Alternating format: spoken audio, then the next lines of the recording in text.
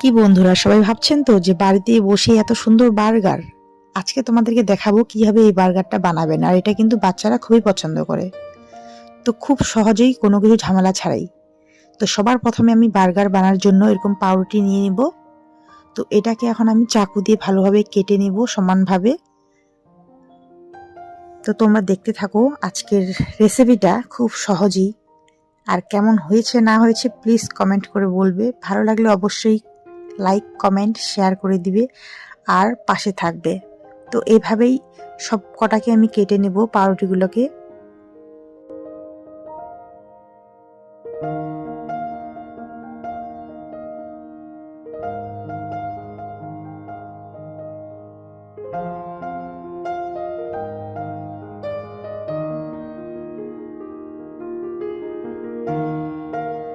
তো সব কটা পাউরুটিকে আমি একইভাবে কেটে নিয়েছি। এবার প্যানের মধ্যে একটু সাদা তেল দিয়ে ব্রাশ করে নিয়েছি।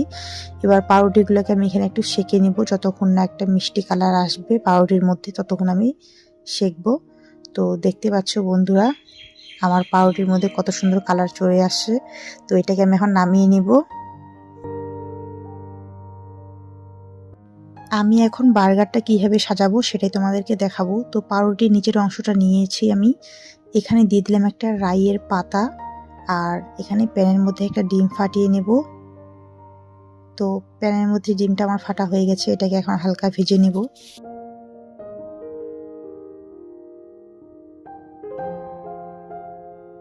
এবার এর মধ্যে হালকা একটু লবণ ছিটা দেব, দিয়ে হালকা একটু নাড়াচাড়া করে নেব ডিমটাকে। আর বেশি কিছু দিব না। তো যে যেরকম টেস্ট খেতে চাও সে সেরকমই বানাবে। তো আমাকে বার্গারের মধ্যে এভাবেই ভালো লাগে ডিমটা, সেই জন্যই আমি হালকা একটু ভেজে নিই আর কোনো কিছুই দিই না, শুধু একটু লবণ দিই। তো যারা যেরকম খেতে চাইবে সেরকমই ডিম অমলেটটাকে বানিয়ে নিবে। তো আমার ডিম অমলেটটা হয়ে গেছে। তো এবার দিয়ে দেবো এই যে বার্গারের উপরে। তো এর মধ্যে এখন দিয়ে দিব আমি ফুলকপির কাটলেট।